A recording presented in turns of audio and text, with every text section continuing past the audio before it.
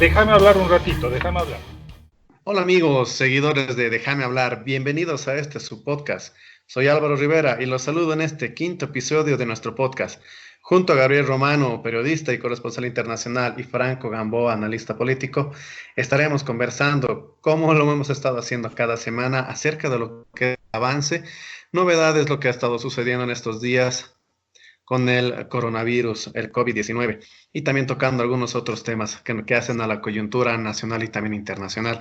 No olviden que pueden suscribirse a nuestras distintas redes sociales y también escucharnos en las distintas plataformas de podcast como Spotify, Anchor FM, Google Podcast y también ahora en nuestro canal de YouTube de Déjame hablar. Doy la bienvenida a mis compañeros de podcast y también a nuestro invitado especial el día de hoy, el doctor Rolando Sánchez, especialista cardiólogo con quien estaremos conversando y pues resolviendo algunas dudas acerca del coronavirus. Muchachos, buenas noches. Doctor Rolando Sánchez, buenas noches, bienvenido. Buenas noches. Buenas noches, querido Álvaro, estimado Gabriel. Es un placer para mí retomar el contacto en esta nueva entrega de Déjame hablar. Un saludo especial para el doctor Rolando Sánchez, profesor de la Universidad Mayor de San Andrés y uno de los médicos del Seguro Social Universitario. Buenas noches a nuestro invitado, el doctor Rolando Sánchez, Franco, y también a Álvaro Rivera, que nos ha presentado también en este inicio del quinto episodio. El coronavirus en América Latina, en Ecuador, Perú, Chile y Bolivia. Vamos a dar un mapeo muy rápido sobre esta realidad. Si empezamos por el país, los datos al 17 de abril, 493 casos confirmados, activos 431, casos recuperados 31 y 31 decesos. Es la información que ha emanado hasta el 17 de abril el Ministerio de Salud. En este contexto, podemos dar también un mapeo de lo que ha sucedido. Me amparo un poco en el periódico Marca sobre este barrido general en distintos puntos del país y de la región también. En Chile, por ejemplo, ya se están tomando algunos recaudos para volver a la normalidad. Esto ha dicho el presidente Sebastián Piñera, que afirmó el viernes pasado justamente que prepara una reapertura gradual de las actividades económicas paralizadas desde hace 45 días. ¿Qué saldo ha dejado en Chile el COVID-19? 116 personas fallecidas y más de 9.250 con contagio. En Perú, uno de los pocos anuncios que se ha hecho a lo largo de estos últimos días es un decreto que facilita la contratación de personal para unidades de cuidados intensivos, hospitalización y equipos de diagnóstico, además de seguimiento a varios recintos hospitalarios de ese país. En Ecuador, por ejemplo, han habido contenedores con capacidad para almacenar hasta 200 cadáveres al día que se han instalado en distintos puntos de la capital Quito como medida para paliar efectos del COVID-19. Y en Bolivia, una de las acciones concretas que han tomado las autoridades nacionales ha sido intervenir los servicios departamentales de salud de La Paz y de Cochabamba con la posesión de nuevos directores, un acto que ha sido calificado como una medida con interés político por parte de estos directores afines al movimiento al socialismo y dirigentes profesionales de salud. En contraparte, el gobierno ha sostenido que la decisión busca mejorar la coordinación en la lucha contra el coronavirus. A las 20:27, momento en el que en este sábado 18 de abril se graba este programa, Santa Cruz ha confirmado 18 nuevos casos, mientras todavía aguardamos el reporte de la jornada. Voy contigo, Franco, que quería hacer la primera consulta a nuestro invitado, el doctor Rolando Sánchez. Muchas gracias, Gabriel. Excelente resumen general, un panorama bastante preocupante, por cierto. Nuevamente sube la tensión, sube la temperatura de los conflictos de carácter organizacional, político, y por lo tanto quisiera consultar precisamente a Rolando Sánchez, el cardiólogo, cómo evalúa esta semana con dos noticias sobre una trágica muerte de las enfermeras, por una parte, y por otro, las condiciones de amenaza permanente del personal de salud en todo el país. Están en vilo los médicos, las enfermeras, el personal de asistencia, etcétera. Han sido dramáticas las situaciones en las redes sociales donde se difunde un video precisamente de las hijas de una de las enfermeras en Montero, en Roboré, ¿no? Que súbitamente han perdido a su mamá. Entonces, ¿cómo evalúa, doctor Rolando Sánchez, esta situación de amenaza permanente en la que se encuentra el personal de salud? Mira, es preocupante. Nosotros, hasta hace un tiempo atrás, éramos parte de los mandiles blancos y justamente pedíamos mejores condiciones. No sabíamos que esas mejores condiciones tenían que ser tan rápidas porque nos han pescado en curva. Todo el personal de salud, médicos, enfermeras, licenciadas, cualquier persona que está en salud hoy en día está expuesta. Lo que ha pasado en Roboré que indicas es una muestra simplemente de lo que está ocurriendo. Ahora, cuando se presentan este tipo de situaciones en salud, hay personal que está muy relacionado y no hay verdad más lejana que la que no se quiere escuchar. Yo recuerdo que a un principio se daban proyecciones hasta cierto momento. La semana atrás había una proyección que era aterradora, ¿no?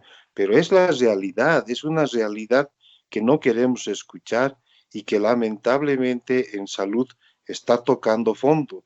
Aún ahora, si te das cuenta, la cantidad que tenemos de positivos, de decesos, es nada, pero es alarmante esa progresión logarítmica. En algún momento del resumen que ustedes hacían a un principio, escuchaba, en Perú han pedido médicos intensivistas. No, están pidiendo médicos a gritos, médicos generales. En el Brasil también ha salido una convocatoria. Y en nuestro medio, imagínate cómo estamos. No había, antes de que haya esta enfermedad, esta pandemia, no había médicos suficientes. Hoy en día peor. Las condiciones que tenemos es pues por debajo de lo necesario, ¿no?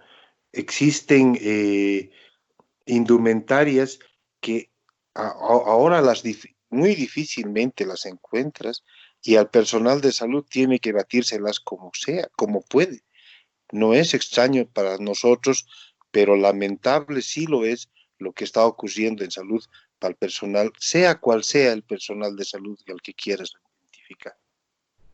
Ha habido una noticia reciente, doctor. Esta es una noticia del sábado 18 de esta jornada, en la cual estamos grabando este programa, y es un instructivo del Ministerio de Salud, por ejemplo, que pide el uso racional de reactivos para identificar al coronavirus. En parte de ese instructivo, que sale en los medios, en el periódico Los Tiempos, por ejemplo, se establece primero determinar las causas o la sintomatología, una revisión exhaustiva de la definición de casos sospechosos de COVID-19, dice, para proceder con la toma de muestras biológicas de laboratorio. Pareciera decir que no está autorizado utilizarse este tipo de análisis rápido, si vale el término, a meras sospechas, sino que tendría que estar en un estado más desarrollado. Esto nos está dando una pauta de lo que quizás gran parte de la población ha hablado durante la semana, de que pareciera de que la instrucción sería de parte de algunos organismos del Estado, como los CEDES, esperar a que la enfermedad evolucione y cuando realmente se tenga la certeza, recién ir a unidades de cuidados un poco más rigurosos. Es parte de esta visión que usted está describiendo, donde hay precariedad en la organización, en la distribución de insumos, etcétera.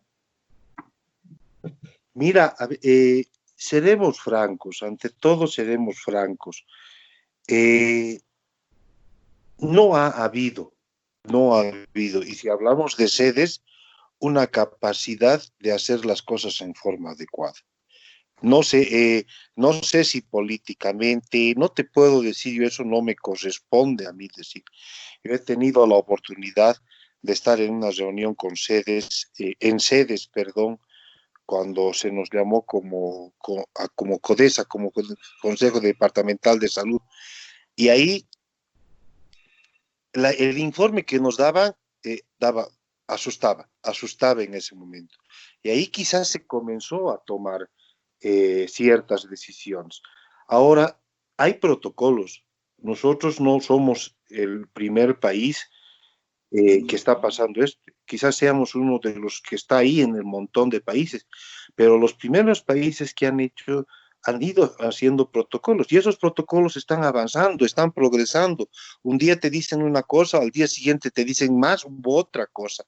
Entonces, lo que corresponde es recopilar esos protocolos. Hay profesionales de mucha valía en Bolivia y en La Paz.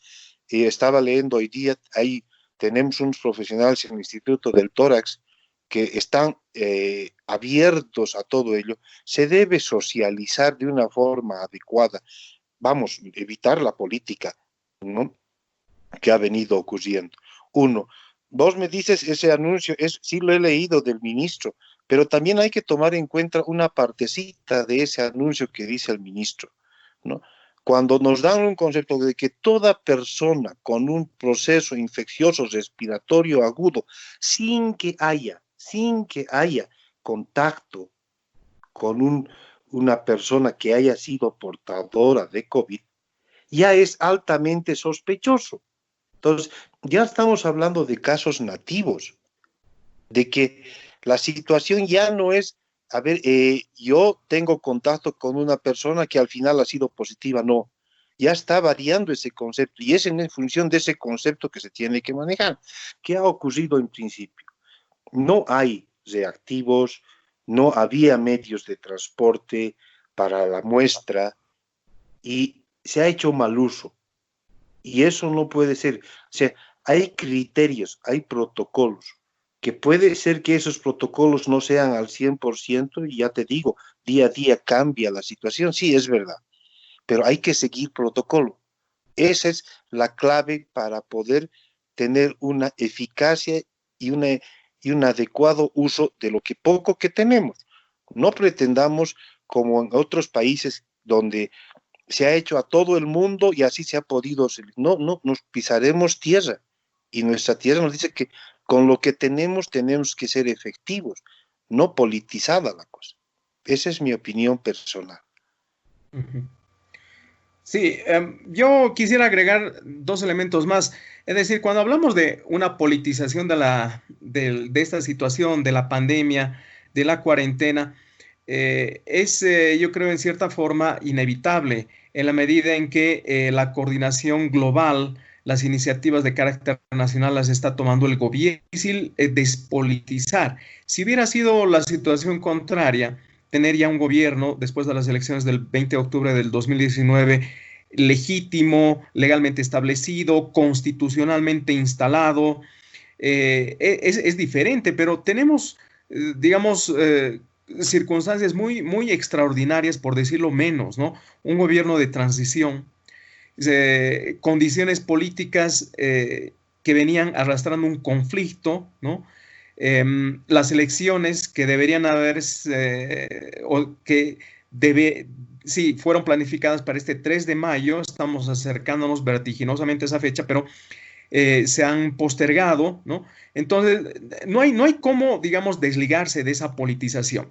Pero el segundo elemento que es organizacional del propio Estado en términos de las burocracias que deben responder a cualquier situación, sea en medio de una politización o en circunstancias, digamos,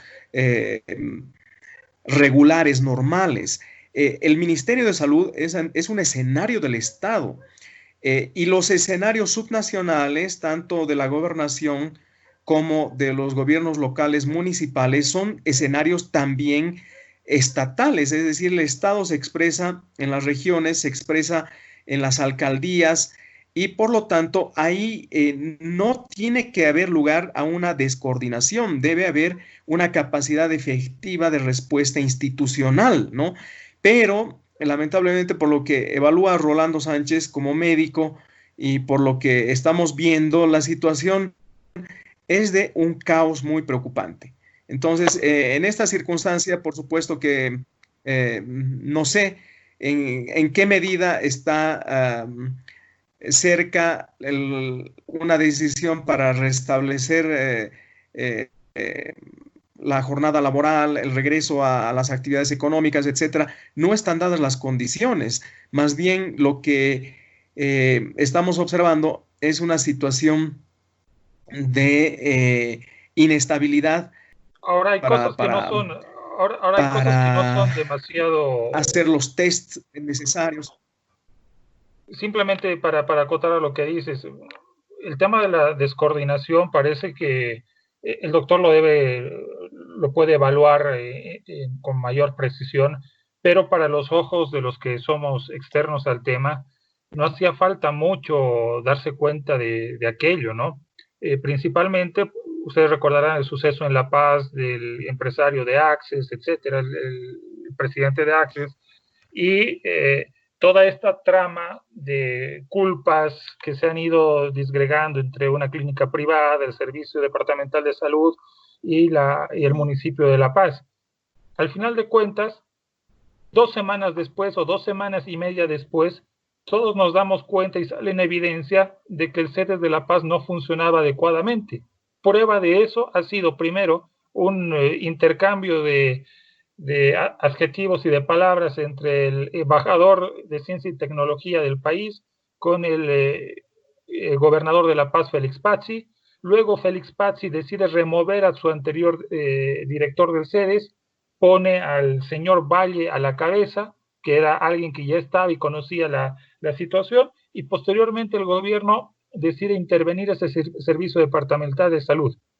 Y justo en el proceso y en la semana en la cual La Paz empieza a repuntar en casos identificados de COVID-19. En todo caso, no olvidemos de que hace 2 jornadas, hablo del jueves 16, La Paz se llevaba la flor en tema de contagios y transmisiones, con 16 casos reportados. Simplemente eso. Así es. Sí, una pregunta más, Rolando Sánchez. ¿Tú ves que los médicos, el personal de salud, por protegerse y en medio de estas condiciones desventajosas de bioseguridad, podrían eventualmente, es una estrategia de supervivencia, replegarse y evitar, digamos, la atención a los infectados en caso que esto pueda exponencialmente reproducirse? ¿Tú crees que como una medida no política, sino de autopreservación, hacer que estos médicos, frente a esa ausencia de equipos y condiciones, no puedan brindar el servicio, no porque no quieran, sino porque las circunstancias están plagadas de obstáculos? ¿Tú crees que esto puede darse en la realidad? Francamente, no creo. ¿Por qué? Porque, a ver, yo no he escuchado, no he leído hasta ahora ninguna noticia que diga que un médico o un profesional, y en el concepto de profesional, haya rechazado la atención. ¿Por qué? Porque es un postulado que hemos hecho, que si no se dan las condiciones, no se dan las condiciones, y eso no es solamente en Bolivia, es en cualquier país del mundo. Dime un país donde se hayan cumplido todas las cosas. No lo hay. Y los médicos han empezado a trabajar así. Quizás tengan la posibilidad en otros lugares de tener las cosas más prontas de lo que nosotros tenemos. Pero igual ha habido condiciones inadecuadas, ha habido situaciones extremas en otros lugares y nunca han dejado de atender. Yo no te puedo decir al 100%, porque yo no puedo hablar por todo el mundo, pero aquí, si tú ves ahora bien, mal, regular, a tropezones, la gente se está provisionando, la gente se está informando. En salud nos toca informarnos. Yo te digo, por ejemplo, en el hospital donde yo trabajo, vamos, hace un tiempo no muy lejano, había cosas que nos faltaban.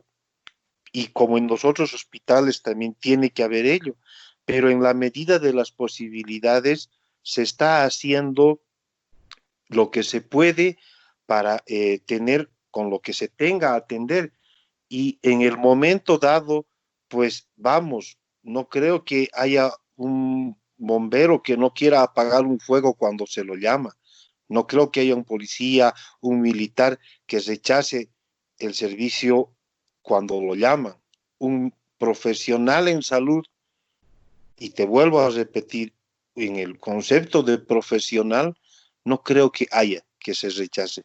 Que las condiciones nunca van a ser ideales, no. Eso tenemos que entender, como tenemos que entender que esto no es de 40 días, de 80 días, esto es de aquí en adelante y tenemos que aprender a vivir con ello.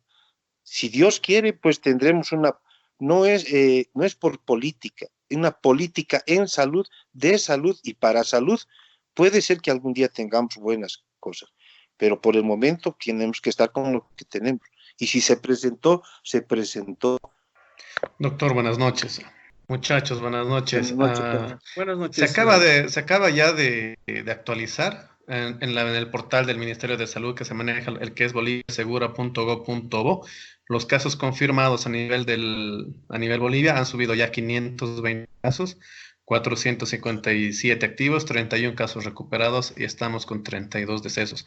Doctor, mi consulta. Después de todo lo expuesto por su persona y también aquí por los muchachos, por Gabriel y por Franco, ¿hay una fórmula, hay alguna forma de saber de cuál es la cantidad en la que estaríamos, la cantidad de gente total infectada fuera de los confirmados, de los que realmente se sabe a ciencia cierta? ¿Esto por qué? Porque también hay una noticia, lo que es el portal de Infobae sobre Ecuador, en el que dicen que hay 450 decesos por COVID-19. Y hay otros 700 decesos que también se piensa que es de COVID-19, pero que a esas personas no se les hizo el test en su momento. Entonces hay ahí una cifra que es un poco mentirosa. Primera pregunta. Y la segunda, ante el panorama que usted nos ha descrito ya, nosotros como sociedad, ¿qué podemos hacer para poder mejorar esta lucha contra el COVID-19 y poder llegar lo más antes posible a una fecha de ir retomando las actividades normales, anteriores, ¿no? Ya actividades económicas, educativas y demás? Buenas noches. Dos cosas. Primero, a tu segunda pregunta, perdón, es bien simple. Educación en salud. El comprender que, vamos, no es el primer germen con esa capacidad agresiva, no es, hay N gérmenes y no se los conoce. Cuando tú internas un paciente en terapia intensiva, tienes alto riesgo de que contraiga enfermedades con gérmenes muchísimo más agresivos. Pero el hecho de aprender en salud como sociedad, que es una enfermedad, y entenderla así, con la que ya tenemos que aprender a vivir, que ha cambiado radicalmente algunas situaciones, sí, eso es primero que tiene que entender la persona, la sociedad. Lo segundo que tiene que entender es que esas cosas tan básicas como el separarse, el comprender que lavarse las manos, que el cuidarse, que el aislarse, no es hacerle un bien al de al lado, es hacernos primero un bien a nosotros. Segundo, entender que en En educación de salud hay cosas básicas que te ayudan mucho. No tenemos una cura en este momento establecida. No hay un medicamento que te diga esto sana, cura y evita el COVID. No. Están esquemas de tratamiento que están actuando en función de las cosas que están apareciendo, de lo que se aprende el día a día y de las complicaciones. Se está tratando en este momento, la mayor parte de los protocolos hablan de complicaciones, no hablan de la cura del COVID. Dios quiera que en algún momento haya. Entonces, la sociedad tiene que entender eso, que estamos aprendiendo y debemos aprender a vivir con esto de aquí en adelante, de que el respeto comienza por nosotros mismos, el cuidado comienza por nosotros mismos y son cosas tan básicas. Tu primera pregunta, perdón, ¿me reiteras? Claro que sí. Le decía, ¿no? Que han salido datos como en el caso de Ecuador que reporta el portal de Infobae, en el que Ecuador tiene una cifra oficial de 450 fallecidos por COVID-19 y hay otros 700 fallecidos que se piensa que pueden haber sido infectados, haber fallecido por el mismo virus, pero que no se tiene la certeza porque no se les hizo en su momento el análisis. Nosotros podríamos calcular más o menos la cifra, no de fallecidos, pero sí de personas que tal vez tengamos infectadas en su totalidad, viendo que también tenemos una realidad parecida, como lo describía, ¿no? Que el análisis se hace una persona cuando ya está en un estado avanzado de la infección. Claro, a ver, si no me equivoco, antes de que saliera el anterior ministro de Salud, el doctor Cruz, o al día siguiente, dio una conferencia, creo, donde daba unas cifras alarmantes, preocupantes, ¿no? Y esas son eso no es hablar por hablar, o sea, no es decir un número por un número que se te ocurra, ¿no? Yo entiendo, por lo poco que tengo entendido, de que son números fríos dado por epidemiólogos. O sea, son extremos, sí, pero esa es la realidad. Esa es una realidad a la que no queremos llegar. Lamentablemente, en Ecuador, si me dices una cifra y después me dices otra cifra, eso es un manejo netamente para querer tapar el sol con un dedo, ¿no? No puedes mentir cuando estás hablando del ser humano en esos casos, porque, a ver, te pongo un ejemplo, y un ejemplo bien simple. En China, donde se origina eso, esta enfermedad aparentemente, ¿no? Es donde nos dan un informe de un manejo de una causa de un problema respiratorio, neumónico, con una casuística de fallecimientos que es mucho menos que en Italia. En Italia dicen otra cifra menor de positivos, pero mayor de decesos y unas autopsias que revelan otra cosa y ahora nos están dando pautas primero a otros esquemas de tratamiento, a otras medidas de prevención, a otros conceptos que están cambiando, que se modifican día a día, pero en función de la realidad. Si vos dices una cifra y dices, es que no les hemos tomado la muestra a tiempo o es que no hemos querido hacer las cosas a tiempo,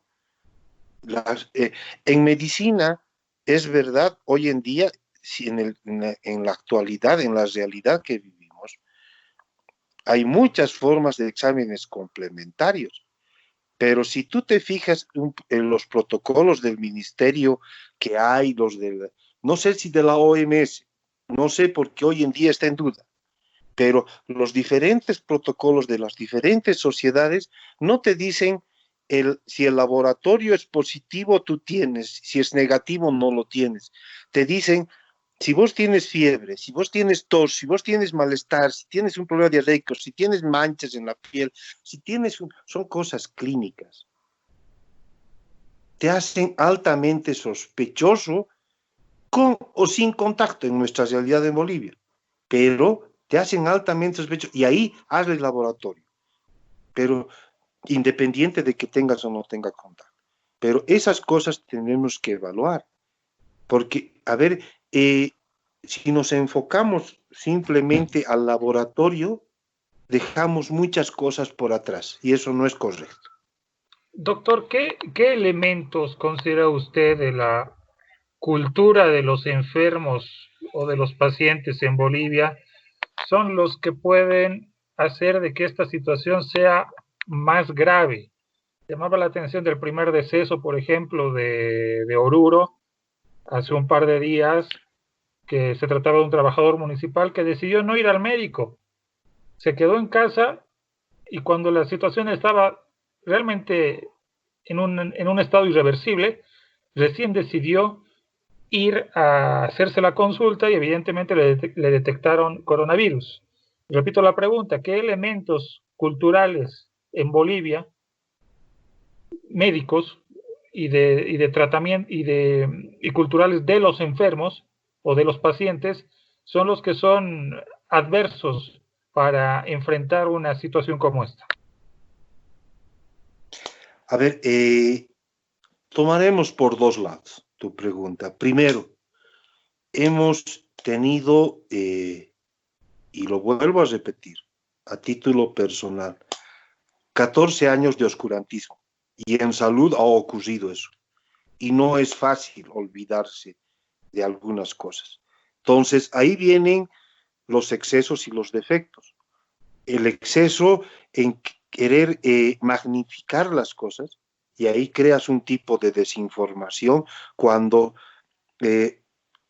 llevas en exceso algunas cosas y la desinformación en los medios por un comentario, por algo que dice que ese corrido de pasillo le hace daño. Y el defecto de decir no, pero no es una enfermedad, es no sé qué, que viene de aquí, que viene de allá. Y la falta de educación que hace que no dimensionemos la verdadera realidad. Cuando yo te puedo decir en este momento que es,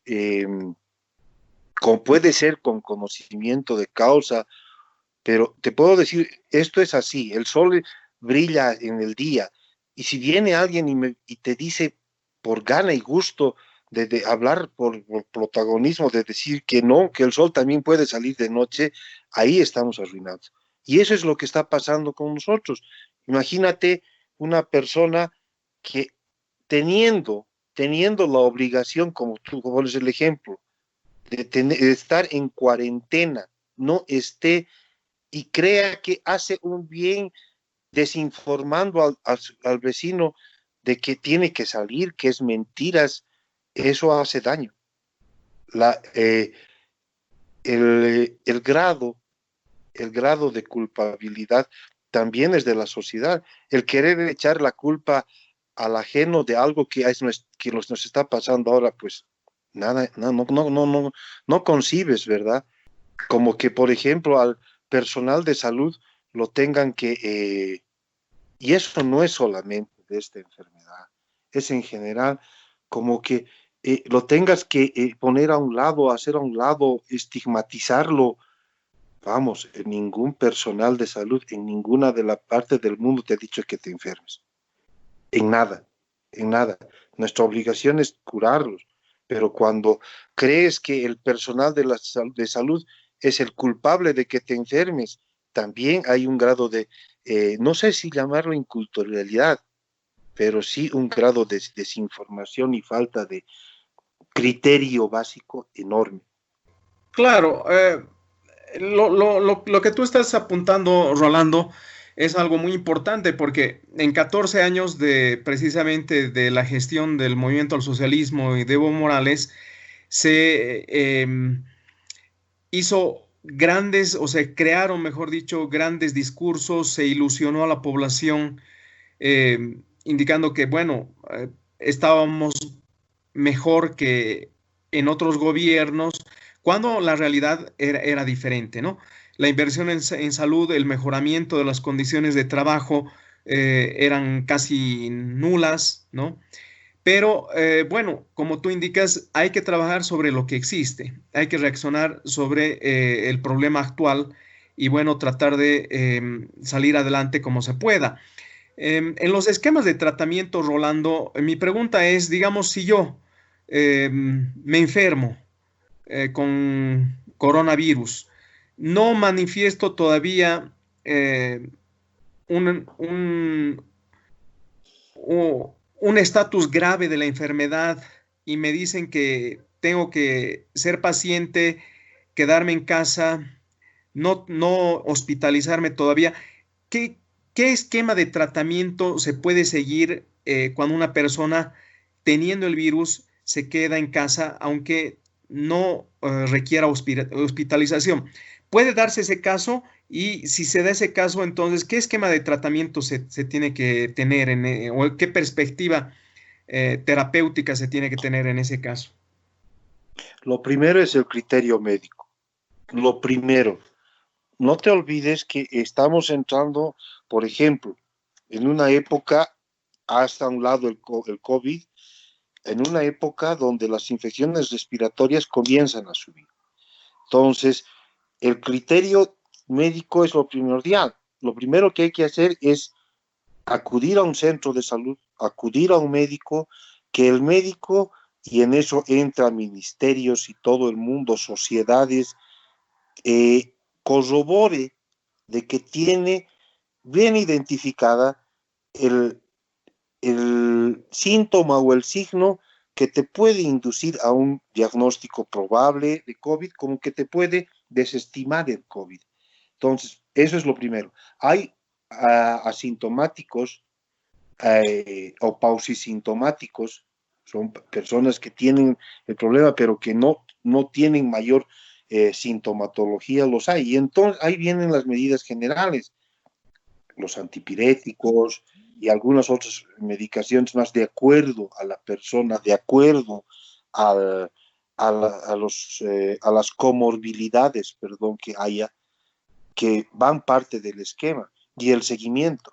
O sea, no es, vos tienes síntomas, debes aislarte en tu casa, debes procurar estar con tu entorno si has tenido contacto o separarte de tu entorno, y va bien, pero si no hay comorbilidades, estamos hablando de una persona que tiene coronavirus o COVID y nada más, no tiene nada más, que las complicaciones se pueden ir presentando de un rato al otro, se pueden ir presentando, pero con un cuidado adecuado, con medidas generales, con tratamientos básicos, también eso va a ir bien. La evaluación diaria en ese tipo de pacientes es pues, trascendental. Doctor, en algún momento vamos a tener que salir y tratar de convivir con el virus, al menos esa es la postura que han dicho no solamente políticos, sino algunas autoridades relacionadas a estamentos de sanidad. ¿Cómo tendría que ser en el caso boliviano un retorno a la normalidad? Teniendo en cuenta que también la presidenta ha dicho de que se evaluarán casos para que la cuarentena vaya flexibilizándose en las siguientes semanas previa valoración científica. Pero dado ese escenario de que la economía va a empezar a apretar, ¿qué prevé o qué puede advertir usted desde un criterio personalísimo, evidentemente, en ese tránsito hacia el retomar las actividades habituales? Primero hay que aprender. En este momento en España están comenzando a retomar las actividades, pero al mismo tiempo tiene que haber un nuevo pico de los positivos, y ahí van a comenzar a salir otros resultados. En otros países va a tener que, se tiene que esperar qué es lo que está aconteciendo, para en función de eso tomar esa experiencia, rescatar esa experiencia y traspolarla a nuestra situación. Definitivamente no tienes que esperar la cuarentena, que pase la cuarentena para ver económicamente cuánto nos está afectando. Nosotros somos Bolivia, tenemos una economía informal, pues que debe ser más del 50%. Ya se ve, pero en este momento quizás eso está minimizado por esa cuarentena parcial que tenemos. El retomar las actividades va por seguro que tiene que retomarse en algún momento. No tenemos que tratar de convivir con el COVID. El COVID ya está con nosotros, está en todo el mundo, ¿no? Entonces, lo que hay que hacer es reestructurar todo el esquema. Y eso va a implicar primero a los extremos de vida, tanto adultos en tercera edad como en primera edad, los niños, todo lo que tú quieras. Tenemos que aprender a vivir. Tendremos que ir progresivamente. No creo que haya un lugar donde te diga, termina la cuarentena y todos a la calle. No, eso es imposible. Hay que entender que la cosa es progresiva. Quizás, y a eso es políticas de salud, ahí entran salud pública, ¿no? Las diferentes especialidades que hay en salud pública que podrán decir qué actividades sí, qué actividades no. Y a la gente que esté en otro lado tendremos que aprender, porque todos tenemos que aprender a respetar esas determinaciones. Eso es trascendental. Doctor, el ministro Navajas dijo esta semana de que de aquí a la larga todos vamos a enfermar alguna vez de COVID. ¿Qué implica eso? ¿Eso es así? ¿Hay ese Que el riesgo? germen está con nosotros. Perdón, el germen está con nosotros. Ya es parte de todo. No puedes decir, yo nunca voy a enfermar. No puedes. Es como decir, yo no me voy a resfriar. En algún momento te vas a resfriar. No estamos hablando del COVID, te está hablando de un resfrío común. En algún momento te vas a enfermar. En un transcurrir de la vida, pues en el ciclo de la vida vas a llegar a una edad de riesgo, ¿verdad? Al año, a los 2 años, si tienes 60, 65, ya vas. Entonces, tú no sabes el momento que vas a la calle, si yo soy portador pasivo o soy portador activo de ello. Entonces, yo creo que no es para alarmar que lo que haya dicho el ministro el doctor Navajas. No, es una realidad. Si tú entiendes eso de que a partir de ahora el COVID es parte de la sociedad, de esa sociedad patológica en términos de enfermedad, vas a tener que comprender también que no es cuidarte los 40 días que te va a aislar de la situación. Hay que reeducar. Y esa reeducación va a permitir minimizar. ¿Cuál es el objetivo de la cuarentena?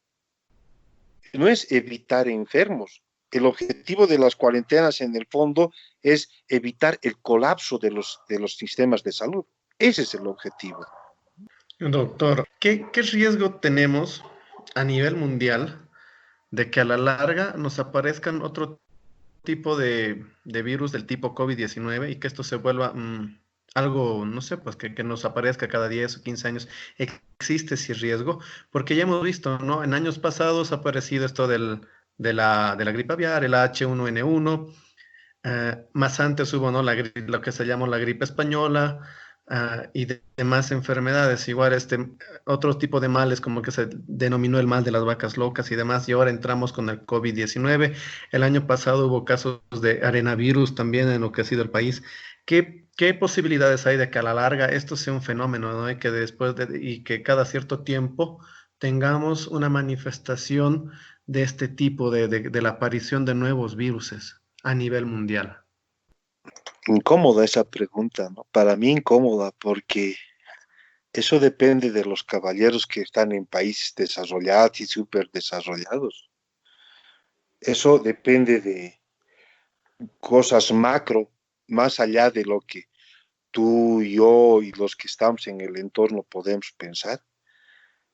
nosotros hay que esperar que el criterio humano prime, pero si es realidad lo que ahora es teoría del origen, pues Dios nos salve a la humanidad del humano. Sobre ya, digamos, una estrategia más pesimista, porque también es un escenario, no es por llamar al pánico o No. a una mayor desilusión. Las condiciones están dadas de manera siempre difícil, ¿no? Como hemos estado viendo.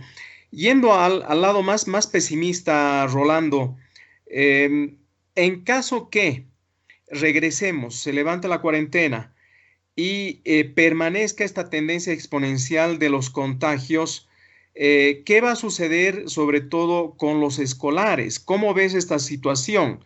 ¿Ves realmente razonable y factible, como ya adelantó el ministro de Educación, Víctor Hugo Cárdenas, un retorno de 15 en 15, grupos pequeños que garanticen cierta distancia social, o lo más razonable en una siempre estructura que puede contagiar masivamente porque está ahí el virus y la tendencia exponencial es una realidad? Es mejor clausurar las clases presenciales a nivel nacional.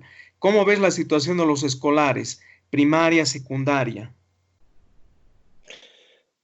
Franco, de eso charlábamos anteriormente, y yo te voy a dar mi criterio como padre de familia, no como médico. A ver, hasta hace poco tiempo atrás, la educación no era buena, por decirlo de una forma.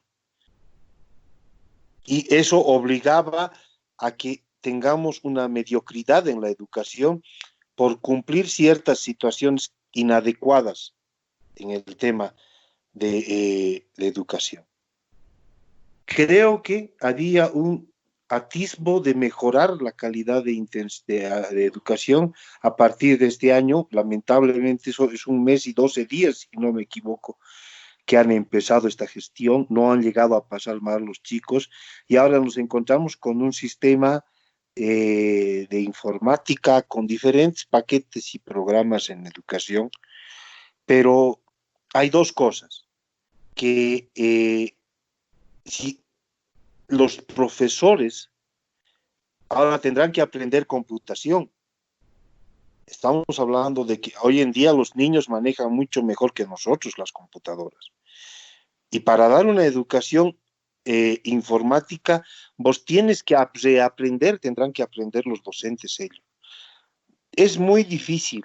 Si vemos por un lado el criterio, los criterios que nos dicen que hay que evitar los hacinamientos, que hay que promover las distancias entre persona y persona, que volvamos a esas aulas llenas, repletas de niños con tiempos de 8 a 1, de 8 a 12, es bien difícil. Eso tienen que pensarla bien. Y al mismo tiempo hay que reeducar a los docentes en el sistema informático. Tendrán que hacer, yo creo que hay que pensar bien. Tú decías, en el afán, sin ser pesimistas, yo entiendo que hay que ser reales, pero un grado de optimismo no nos podemos quitar. Y ojalá que estén pensando en ello, en que los niños no van a volver, por una parte. Y por otra parte, estás vos, padre de familia. Si estamos ante una realidad actual, tú mandas a tu hijo, y si lo mandas a tu hijo, estás seguro de que el compañero, el amiguito, la amiguita de tu hijo está mandando con las mismas estrategias de prevención, con la misma calidad de información a los niños. Entonces, esas cosas hay que trabajarlas, pero trabajarlas ya, ¿no? Tengo entendido que el Ministerio de Educación está haciendo programa de información virtual, bienvenido, pero háganlo ya. Doctor, voy a pasar a hacerle una serie de preguntas un poco incómodas acerca de información que está circulando en redes sociales. Eh, ¿Sirve tomar agua de limón con bicarbonato todas las noches para prevenir el coronavirus? Científicamente, no. No, no sirve. Pues Dios, sí me han Probado llegado un montón con, de mensajes. Yo estaba todas las claro, noches, agua de no, limón está con bien, limón con agua tibia y wow, qué macana que no no, sirve. está bien que tomes, está bien que tomes, ¿no? Está el Ajá. limón, vitamina C, mezclado con miel de abeja, está bien, está muy bien que tomes, pero que porque tomes miel con limón y le pongas unas gotitas de no sé qué y otras más, evites del coronavirus, no, no, no, no. Estás Y si mejorando como un tu poco de calidad sal, un poco. Como tampoco, porque cardiólogo llegó no lo hagas. también, tampoco, porque llegó un otro montón de mensajes que decía eso, ¿no? De ponerse un poco de sal en la garganta porque el virus no vive en un lugar salino y se moriría al instante. Entonces ya tampoco lo hago. Comer así salado, comer sal pura. No, no, porque igual vas a llegar al cardiólogo de hipertenso. Ay, Dios mío. Otro No, mito que ha no estado se puede. circulando, doctor, por favor. Es que mira, yo ya estoy probando de todo lo que me llega y no sé si es verdad, no sé si es mentira y mejor consultar con un profesional. Dice que el virus tampoco vive en un lugar húmedo, en un ambiente húmedo. Si me pongo mentizán en las fosas nasales, ¿tampoco sirve? Te seca la mucosa nasal. Ah, entonces no, tampoco. Y eso que el No, mentizán cura todo, ¿no? Cura Y todo, eso que el dicen. mentizán cura todo, ¿no? todo, Y el bicarbonato también, pero al todo. final parece que es mito, ¿no? No, no es mito, no es mito, está bien. Oye, la fe que tenemos en Bolivia al mentizán, pues, es enorme. Todos tenemos fe, pero, eh, a ver, haz a un lado, haz a un lado el COVID, ¿no? Y yo te aseguro que ante cualquier situación, mentizán, miel con limón, juguito de naranja, naranja quemada, como quieras, y en la etapa de la vida que hayas estado y te recuerdes de Nos tus ha papás o servido, de tus sí. mamás, ¿sabes? Igual te Sí, has exacto. resfriado, igual te has resfriado, en algún momento te has resfriado. Ahora, ese resfrío pues estará acorde a tu capacidad inmunitaria, a tu respuesta Ujú. inmunológica. Y eso está en calidad de la alimentación. De donde los niños tienen tanta capacidad de respuesta es por la calidad de alimentación. En cambio, las personas en tercera edad tienden a comer menos porque es parte de esa evolución en tercera edad. Y ahí las defensas bajan. Además, aparecen otras cosas.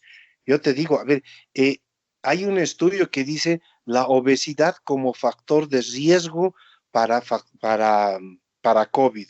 O sea, están concatenando eh, diferentes enfermedades, diferentes procesos en el ser humano que te hacen proclive a ello. ¿Te das cuenta?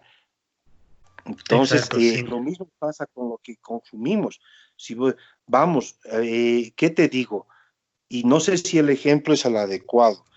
Que yo en este momento vaya a la calle todo abierto y me compre una hamburguesa y como me han dicho que la sal me ayuda, le aumente más sal a la hamburguesa, oye, me estoy haciendo un flaco favor por otro lado, porque ni la sal me va a ayudar en el COVID, ni tampoco me va a ayudar globalmente, ni en la parte cardiológica, ni en la parte metabólica, nada.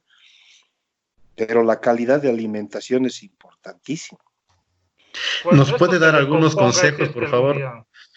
Gabo, si me permites, déjame hablar. Doctor, ¿nos puede dar así cortito unos consejos en alimentación de qué deberíamos consumir, más que todo para los niños que los tenemos en casa, que generalmente les damos pura Coca-Cola y golosinas? ¿Cuál es la alimentación que deberíamos darles y también, bueno, consumir nosotros para tener un mejor sistema inmunológico y poder también resistir mejor esta pandemia? Mm, a ver, quizás no sea la persona más ideal para decirte qué comer, porque más o menos va como la pregunta que le hicieron, creo que a uno de los ministros, ¿no? Cuando decía, ¿A quién hubiera puesto de ministro si hubiera sido? Y le decía a una ama de casa, no sé quién fue él. Lo mismo que te digo, o sea, Parada, hay el personas ministro que, Parada.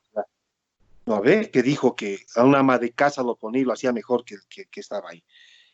Y es lo mismo, o sea, cuanto más natural la alimentación, eso que ahora que causa pánico en los jóvenes, que es verduras, digamos, ¿no? La fruta, la verdura, no, eso es comida altamente proteica, cereales, carnes, huevos, leches, todo aquello que viene de la naturaleza en forma directa, te crea una capacidad inmunológica, una capacidad de respuesta ante cualquier enfermedad, no COVID, ante cualquier situación adecuada. Bueno, esto quiere decir que dependiendo de la alimentación, las enfermedades de base, el cuidado personal, una vez de que tengamos que volver a la realidad conviviendo con el virus, en realidad, valga la redundancia, el que sea más débil va a tener las de perder. Claro, aquí Sí. déjame hablar, Gabo, Álvaro, Rolando. Estamos en una situación, mira, como indicaba también el doctor Sánchez, ¿no? Similar a cualquier otra circunstancia. Si tú vienes de familias pobres, mal alimentado, tienes obviamente el 50% de mayor probabilidad de contagiarte con tuberculosis. Bolivia, aún en el siglo XXI, es uno de los países con alta prevalencia de la enfermedad de los pobres, que es la tuberculosis, ¿no? Y por lo tanto, la tuberculosis puede ser la puerta de ingreso para agravar la enfermedad del COVID-19 si un niño, un adulto con tuberculosis o con antecedentes de tuberculosis se enferma, una enfermedad agresivamente destructiva como el coronavirus lo va a matar, así de simple, ¿no? Obviamente, estas condiciones también se agravan en poblaciones que consumen en exceso tabaco, alcohol, en condiciones en las que precisamente se consumen comidas chatarra que efectivamente te van matando. Es decir, nadie te va a meter en cuarentena y el Estado no te va a obligar a consumir menos cantidad de ácido úrico porque tu tendencia es excesivamente adicta a la carne de res, a las carnes rojas, ¿no? Entonces, sí, estas circunstancias no es que estemos descubriendo la pólvora, pero siempre han estado presentes. Entonces, es el momento en cambiar definitivamente un estilo de vida, ¿no? Y cambiar las estructuras en lo posible sociales para proteger a los grupos vulnerables. Es decir, definitivamente las condiciones de las poblaciones indígenas dispersas que no tienen una diversificación en su alimentación, que tienen una tendencia a la desnutrición. Definitivamente el informe de la FAO 2018 de la Organización de las Naciones Unidas para la Agricultura y la Alimentación colocaba a Bolivia como el país con más vulnerabilidad a la inseguridad alimentaria y a la desnutrición infantil en el área rural. Y esto no lo podemos tapar con un dedo, es decir, no podemos tapar el sol con un dedo, no podemos disimular. Y esa gente lamentablemente va a estar en mayores condiciones de riesgo, ¿no? Esta es una realidad. En síntesis, estamos girando sobre el mismo eje, no estamos avanzando nada y sobre el llovido mojado. El COVID-19 se va a convertir realmente en una maldición y en la amenaza de muerte para estos grupos vulnerables que ya estaban siendo amenazados por una serie de circunstancias difíciles en sus vidas antes de que llegue este bendito virus, ¿no? O maldito, como quiera entenderse. ¿Alguna consulta más, muchachos, aquí al doc? ¿Alguna duda que se nos haya quedado o empezamos a pasar a otros temas también con él? Sí, yo quisiera ya empezar el segundo tema un poco más ligero de la terrible situación en Sinawota, en las regiones cocaleras, en el Chapare, donde el argumento es un poco absurdo, ¿no? No se les consultó para que entren 80 policías al control de la cuarentena y los han expulsado, realmente desatando una tensión, desatando incluso amenazas que podían haber desembocado en la violencia. Lamentablemente no, o por suerte, mejor dicho, no se llegó a mayores, pero definitivamente es otro mundo, ¿no? Es otro mundo el Chapare, es un subestado o un antiestado, podríamos decir, que está complicando la situación, ¿no? Pero Porque no es la los primera policías, vez, ¿no? no es la No es primera la, vez, eso es lo no es la peor, ¿no? primera vez que dicen, no es la primera vez que reprochan a las autoridades de no haber pedido permiso. Así es. No es la primera vez y creo que no va a ser la última, pero definitivamente ahí hay un caldo de cultivo que va a generar inestabilidad permanente. Ahora, Dios no quiera que se desate la pandemia incontrolable en las áreas cocaleras, ¿no? Dios no quiera, porque ahí los que van a perder son pues los niños, los jóvenes, en realidad la gente normal que al margen de las instrucciones del sindicalismo cocalero se va a ver sumamente perjudicada, ¿no? Porque o ellos se controlan a sí mismos para evitar la expansión del coronavirus, o definitivamente van a generar muchas tensiones que no sé en qué condiciones van a ser atendidas por el gobierno, que también ha mostrado rasgos muy fuertes para enfrentarse con los cocaleros, pero que definitivamente, más allí de, como tú indicas, Gabriel, de la no novedad, es decir, esto siempre ha sucedido, expresa pues una situación realmente insoportable. Es decir, son los más cabezas duras del mundo que en lugar de concertar y abrirse a una serie de circunstancias de cooperación han complicado la situación innecesariamente allí en el Chapare. Déjame preguntarte, ¿cómo ves el tema de la ASFI y el cerrar entidades financieras, no solamente en el lugar donde ha sucedido este impasse con policías, sino en todas las regiones aledañas? ¿Es adecuado? ¿Lo has visto correcto o no lo has visto correcto? No, no lo he visto correcto porque esto echa más gasolina al fuego.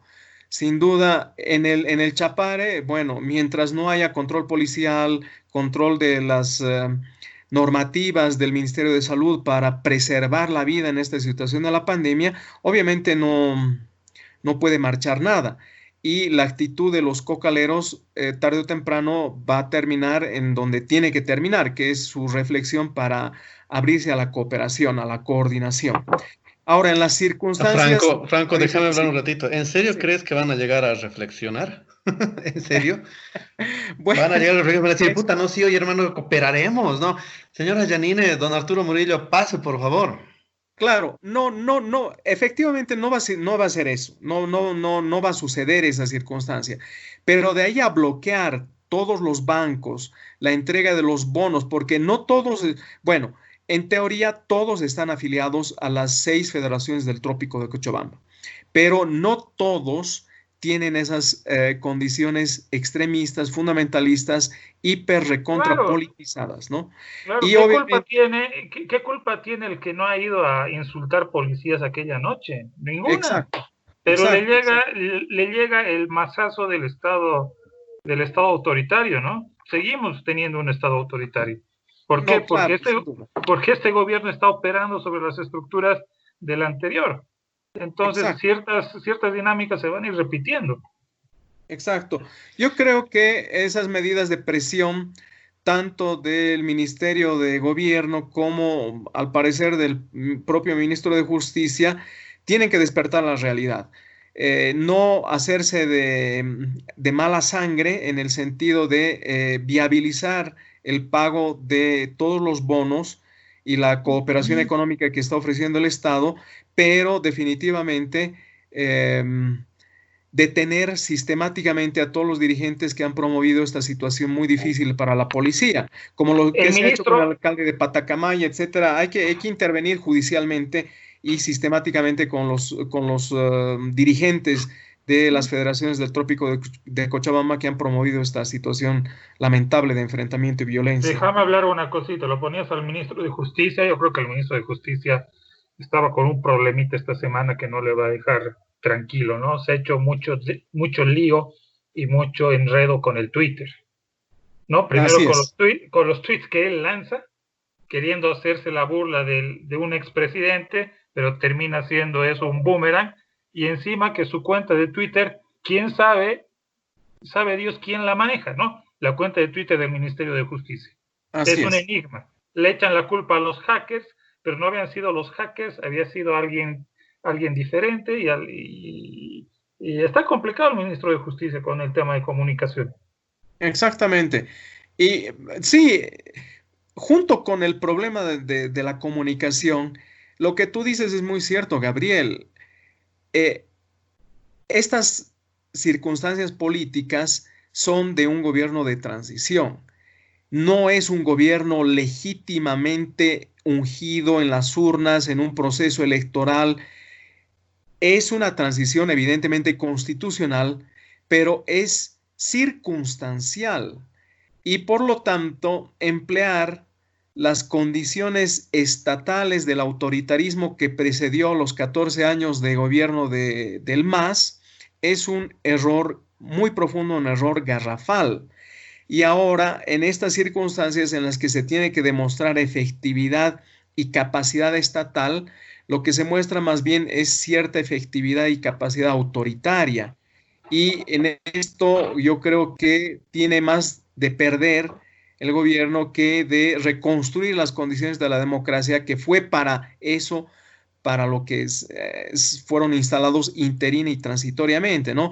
Pero las amenazas, la actitud así, podríamos decir, hiper judicializada, en el sentido de amenazar, de tener... Pero si le han preguntado a Murillo después de aquella noche en Chinaota si iba a negociar, iba a hablar con la gente, y dijo que no. O sea, esa es una renuncia a cualquier vocación democrática y conciliadora, ¿no? Por más de Así que, es. Por más, es decir, es ver al adversario no como adversario, sino como enemigo irreconciliable.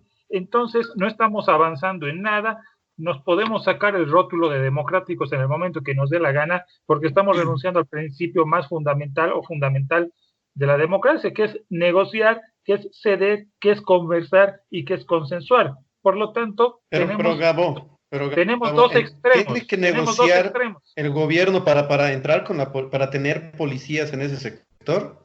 Tiene que negociar. Claro. ¿Por qué? ¿Pero acaso no tiene que haber presencia del Estado porque tiene que haberla? ¿Por qué tiene que haber negociación? ¿Estás aceptando entonces pues que el Chapare es una republiqueta? Que el Chapare es un ente vivo, distinto, que tiene su propia autoridad, que tiene que negociar con el gobierno central para que uno ingrese, para que entre policía, para que entre militares. Va a haber un autogobierno ahí también que va a tener que negociar entonces, mientras no sea el gobierno del MAS el que esté gobernando, va a tener que negociar cualquiera que entre para ingresar al Chapare. En absoluto. Lo que no estoy de acuerdo contigo es el concepto de negociación que tú tienes, porque pareciera que el concepto de negociación que tú tienes es de sometimiento. Todo gobierno Entonces, tiene ¿cuál es el concepto de negociación del gobierno con un territorio?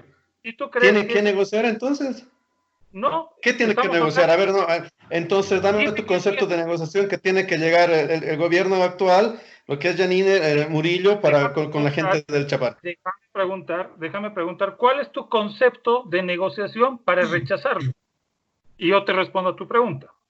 Yo te preguntaba primero, vos estás planteando esto de que tiene que negociarlo. Yo te dije que no.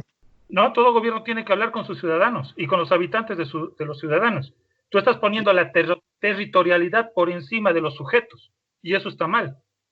Tienes que acercarte a los sujetos. Y si eres democrático, tienes que fomentar espacios de encuentro. no necesariamente. Lo que vas a fomentar son republiquetas, Gabriel. Cualquier persona, cualquier población va a cerrar su ámbito territorial y va a decir, no, que negocien porque aquí no pasa la policía, que venga el ministro y negociamos aquí, que funcione el banco y que esté la policía. En ningún momento me acerco ni un milímetro a tu concepto de negociación.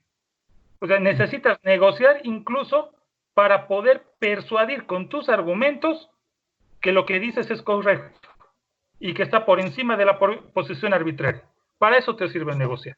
Entonces, para mí no tiene que haber negociación, tiene que haber presencia del Estado en ese lugar. Estás fomentando que existan después grupos incluso irregulares. Como ya tenemos el Chapare, es la cuna, es donde se produce la mayor cantidad, 94% de la coca ilegal está en el Chapare. Vas a fomentar que parezca de aquí de un tiempo unas FARC, que tengan su propio territorio y que le tengas que pedir permiso para ingresar.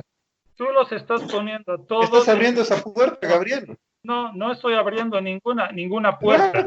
Sí, ya la has abierto, de par en par, así grande, como de catedral la puerta. Pero podrías dialogar tú muy bien con Murillo, ¿no? Utiliza su mismo lenguaje y podrías hablar con él tomándote un café tranquilamente. No, entonces, seguro que sí, no lo dudo. Sí, tranquilamente.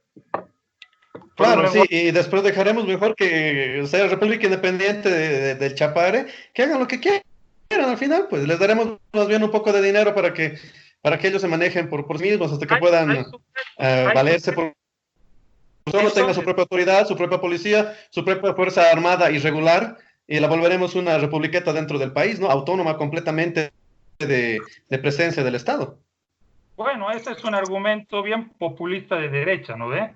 Quieres combatir el populismo de izquierda yéndote a un populismo de derecha. Déjame hablar. Estoy mintiendo, Gabriel. Eso mismo ha pasado en Colombia con las FARC, les han dejado el territorio donde son completamente han sido completamente casi independientes. Y después de las negociaciones de paz ha sido otro problema más grande, Gabriel. Otro día hablamos de Colombia. Es que te gusta hacer ensaladas. Estoy tomando el ejemplo porque es un ejemplo muy similar, porque también son lugares donde se produce coca y donde esa misma gente ha terminado embebida en lo que es narcotráfico y producción. Claro que sí, Gabriel. Este es la punta del ovillo de lo que puede llegar más adelante. Bueno, entonces tienes que ser más tolerante con una posición que no es la tuya.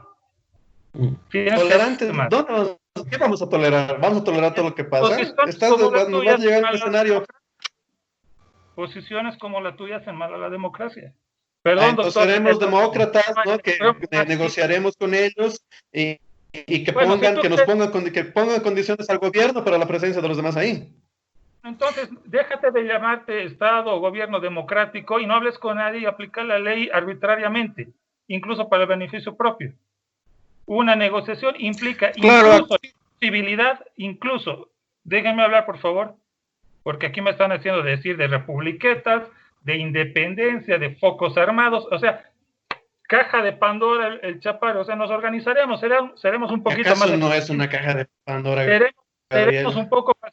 Son 14 años de que les han dado libertad absoluta a la gente de Chapare. Nadie está diciendo lo contrario. Han hecho lo que han querido. Nadie dice lo contrario. Pero ahí hay sujetos y no es una cuestión de mera territorialidad. Es decir, no te llames gobierno democrático, no acuses al otro de ser un tirano si tú no puedes ejercer los criterios básicos de todo régimen democrático. Sentarte a negociar, incluso para persuadir, ¿sí? Persuadir, convencer al otro de. No hables de justicia si es que no vas a obrar amistosamente. Aristóteles, ¿no? Entonces, vamos paso a paso. Bueno, que Aristóteles venga, si les convence también. A ver si nos llega un Aristóteles ahí. Murillo no es muy Aristóteles, que digamos, a ver cómo se va desencadenando este tema. Doctor, ¿usted qué piensa respecto de este tema? Creo que el doctor ya nos ha dejado. Me manda un mensaje, me dice que lo están llamando por teléfono. Pero bueno, Franco me va a dar la razón, estoy seguro. Mira, yo comparto en gran medida con Gabriel. Trato de... ¿En serio? No, me salgo. Yo también me voy con el doctor, de muchachos. Fuentes por lo siguiente, porque yo creo que las decisiones de Estado como la entrega de los bonos para paliar los problemas económicos, el enorme esfuerzo institucional y los gastos que está haciendo el Estado, junto con la última decisión de llevar a la práctica el bono universal, es pues precisamente para dar cabida a todos, independientemente de las posiciones ideológicas, políticas y las condiciones de obstaculización que se han dado en el Chapare, ¿no? Efectivamente, el sindicalismo cocalero, las condiciones anómalas en las que hacen política los cocaleros, por supuesto que lleva a una circunstancia sumamente difícil, pero no por eso se tiene que dejar de pagar los bonos, no por eso deben dejar de funcionar los bancos en las áreas cocaleras y mucho más en los alrededores, ¿no? De tal forma que prácticamente todas las poblaciones que no necesariamente estén alineadas con las federaciones del Trópico de Cochabamba salgan perjudicadas, ¿no? No podemos perjudicar. Se han tomado decisiones. Perdón, Franco, pero el que no se pague el bono, el que las entidades financieras dejen de trabajar ahí, es un retroceso del Estado. Ahí sí estás fomentando republiquetas. Tú te tienes que quedar y tienes que persuadir de que el proyecto de Estado boliviano tiene que imponerse ante cualquier arbitrariedad. Yo no estoy tan lejos de lo que dice Álvaro, pero sí difiero en el modo. Así es. No hay un camino abierto para tener la razón. Y en este caso el camino democrático nos exige pocas probabilidades. Entre ellas, ir e imponer la ley simplemente porque sí, no sería lo adecuado, ¿no? Porque la democracia te implica perder el tiempo, ceder, persuadir hasta que se busque alguna solución. Exacto, así es.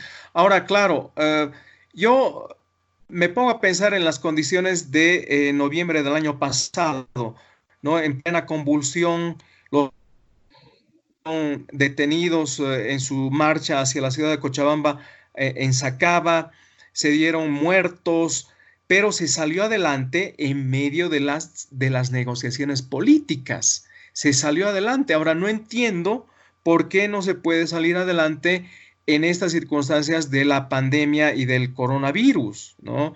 Entonces, claro, ahí algo ha sucedido en el equipo ministerial que se encarga de enfrentar las negociaciones con grupos altamente violentos, conflictivos, la convulsión, etcétera. Por eso no le veo mucho sentido. Efectivamente, ha sido una vergüenza la actitud del alcalde de Sinahuota, o alcaldesa, si no me equivoco, ha sido una vergüenza la visión política de exigir una coordinación previa y expulsar a los policías, sin duda, ¿no? Pero no por eso hay que dejar de implementar las decisiones de Estado del pago de los bonos, no por eso hay que dejar de atender otras circunstancias que hacen a la vida cotidiana y a la institucionalidad de otros servicios, ¿no? Entonces se ha prohibido, por ejemplo, que se corte la luz, el agua, todos los servicios, está prohibido en esta época de cuarentena. Entonces no se puede hacer excepciones aislando al Chapare y diciendo, no, aquí prohibimos todo y los cagamos a medio mundo porque los cocaleros son unos cabezas duras. Eso definitivamente creo que ha sido un exceso y no, bueno, esperemos que se levanten estas medidas y se retome algún tipo de negociación como se hizo en noviembre del año pasado. ¿Se fue Álvaro Rivera? No, tenía desactivado el micrófono. ¿Cumplió su advertencia? No. Aquí. La próxima. Se me hacen enojar un poco más. A los que nos escuchan, simplemente decide que esto va a ser relativamente normal, así que todos estamos haciendo un juego de roles también. Así que... Claro. ¿Qué les pareció, muchachos, lo que pasó también en lo que es la semana, no ver a gente de la Asamblea Plurinacional con un equipamiento de primera, cuando nuestros médicos están ahí con barbijito de 2 pesos y guantes de 2 lucas igual? No, pues, bueno, desde el punto de vista de la bioseguridad, sin duda están cumpliendo todos los protocolos. Desde el punto de vista de la supervivencia, obviamente se están tomando las precauciones para que ningún diputado o senador pueda infectarse. Muy bien, eso está bien, ¿no? Pero lo que no me parece realmente coherente es que hagan gala de estos equipos de bioseguridad frente a una realidad sumamente desventajosa, pobre, que tienen los médicos en el conjunto del país, ¿no? Entonces, si vale el término, hubiera sido también parte del efecto de demostración de cumplir con protocolos de seguridad, etcétera, donar. Me hubiera gustado que algunos diputados, senadores donen esos sus mamelucos de bioseguridad a personal médico, a enfermeras, etcétera. Me hubiera gustado ver eso, pero creo que es pedir peras al olmo. Y bueno, sin duda, trajes, esos trajes eran para ellos, para la sesión del viernes 17, ¿no es cierto? Lo que no me gustó mucho fue la forma en cómo se manejó la situación. El presidente de diputados creo que salió al día siguiente de que se tomaron esas fotografías para decir no, que eso se iba a donar a otros lados, cuando en realidad el destino era para los legisladores. Es decir, no, sin duda. Decir una cosa, hacer otra, por la censura pública, retroceder. Yo creo que el manejo político de eso es terrible, ¿no? Ahora también han habido fotos de gente, ha sido una sesión mixta, ¿no? Entre presencial y virtual. La mitad estaba en cámara y la otra mitad creo que estaba en teleconferencia, etcétera. Y han habido diputados que han agarrado los guantes de látex y los han inflado como globos, y eso no ha caído nada bien, pese a ser un acto incluso hasta jocoso para algunos o insignificante. Muestra en realidad el grado de compenetración que puede tener un legislador con la realidad nacional. Así es. Y a todas luces ha sido algo totalmente inoportuno. Sin duda, sin duda. Lo que, para terminar, estimados colegas, quisiera también llamar a la reflexión, y si me ayudan sería excelente. Aún mantengo mi percepción de la necesidad de clausurar el año escolar en términos presenciales. Creo que no están dadas las condiciones para un retorno ni progresivo, gradual, mixto, parte virtual, parte presencial. No están dadas las condiciones. Ahora, por supuesto, después de que Para el ministro Cárdenas, sí, en primera instancia, y luego claro, no. Luego no, porque creo que leyó atentamente la cantidad tremenda de críticas que estaban lloviendo en las redes sociales cuando la gente escuchó decirle que se va a regresar gradualmente, ¿no? Entonces, definitivamente aquí creo que hay que hacer volar la imaginación para poner en práctica algún tipo de estrategia de educación virtual, porque no es bueno que regresen los escolares. Leía también algunas noticias vinculadas a Los Ángeles, en California, en los Estados Unidos. Se están empezando a distribuir masivamente laptops en las escuelas públicas para garantizar la conexión a aulas virtuales, porque se ha cerrado el año escolar presencial, ¿no? Entonces, se ha evaluado también que los Estados Unidos no están a superar la brecha digital de sus ciudadanos. Nosotros que más bien los Estados Unidos eran un ejemplo de haber ido más allí de la brecha digital, es todo lo contrario. En las escuelas públicas, muchos, sobre todo estudiantes afroamericanos, algunos asiáticos y sobre todo latinos también, no tienen condiciones estables. Vamos a enfrentar situaciones similares aquí en Bolivia, y creo que hay que, no sé, ir a los galpones de la empresa Kipus, ver qué es lo que se puede rescatar e inmediatamente distribuir computadoras, ver cómo se va a liberar de los costos de Internet en los colegios fiscales, en las familias, etcétera. Sería un gasto adicional y una forma de complementar los bonos que está distribuyendo en este caso el gobierno. Pero ahí también hay otro problema, ¿no, Franco? Que podemos repartir computadoras, laptops, lo que ha quedado y que sirva de lo que fue equipos y la conexión, la velocidad de conexión, el ancho de banda de nuestro internet, ¿será que va a dar para que podamos tener esta educación virtual a distancia más adelante? Porque no van a ser pues 10.000 conexiones que van a haber diario, ¿no? Va a ser, no sé, 1.000.000, por darte un número al azar. Claro. Va a resistir nuestro ancho de banda. ¿Está preparado? Ese satélite que hemos lanzado con $300 millones allá arriba, ¿realmente va a servir? ¿O es su chatarra más ahí dando vueltas? Que el único que ha comprado espacio del satélite para poder utilizarlo ha sido el mismo gobierno, ¿no? Entonces, ¿va a funcionar? ¿O vamos a terminar con una experiencia pedo de que vamos a querer conectarnos y no vamos a poder? Porque aquí mismo, mira, estamos entre tres locos aquí conversando, más el doctor que se retiró. Y puta, a veces se nos corta, a veces se nos cae, a veces se sale uno, a veces hay problemas de conexión de otro y tenemos este inconveniente charlando entre tres hoy día. ¿Qué va a ser un lunes en la mañana, 8:30 de la mañana, que se quiera conectar una hora de 40 personas? Una aula de, no sé, pues 1.000 aulas de 40 personas.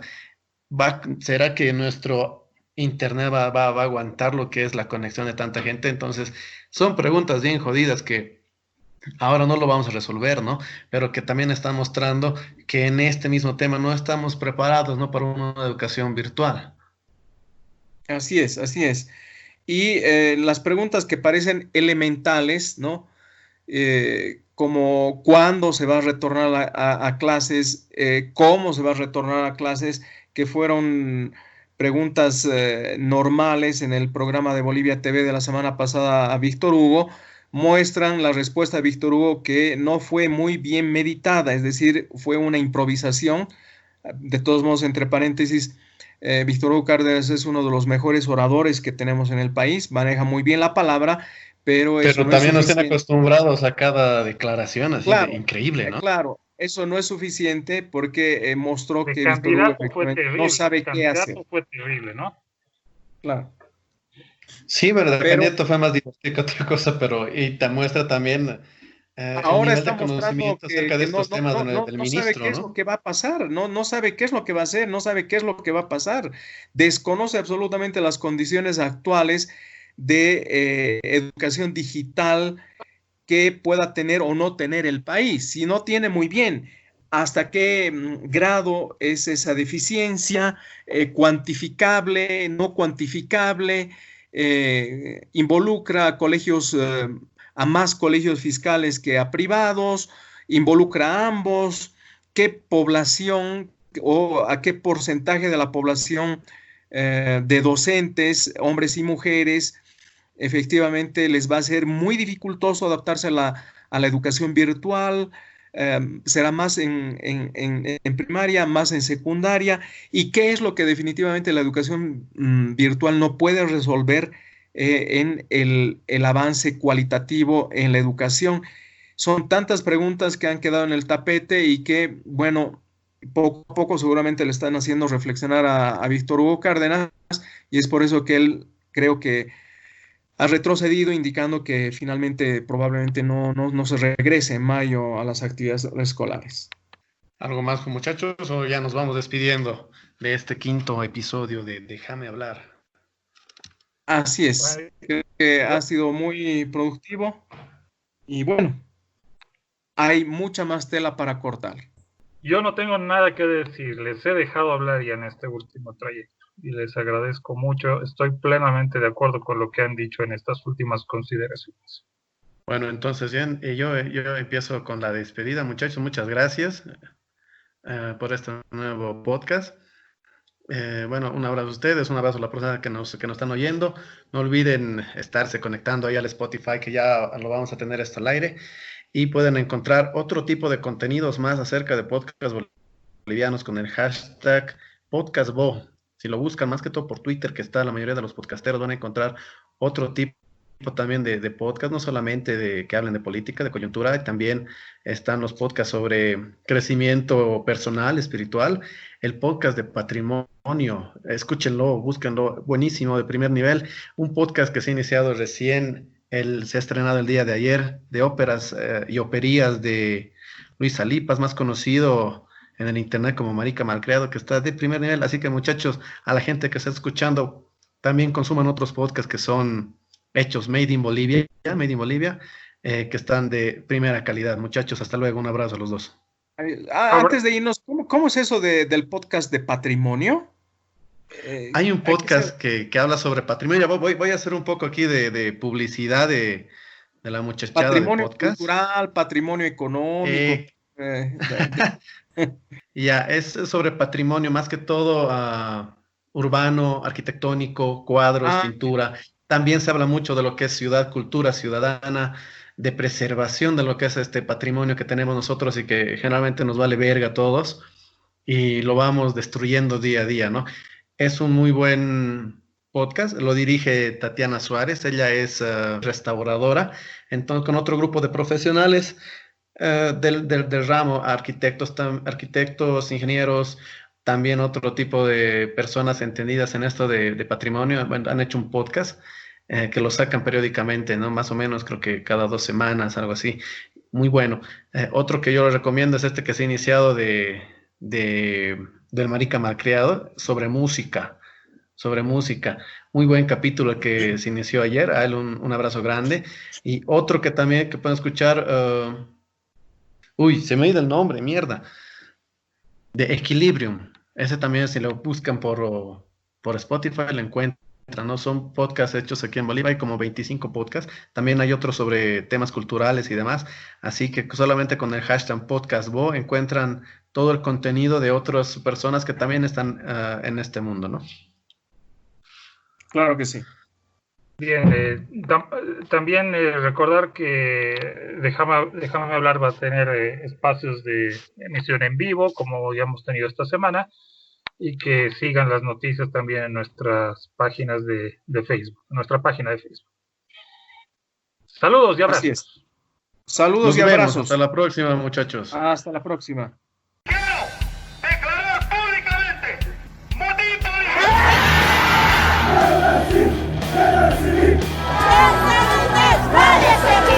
¡Di la verdad! ¡Di la verdad! Déjame hablar un ratito.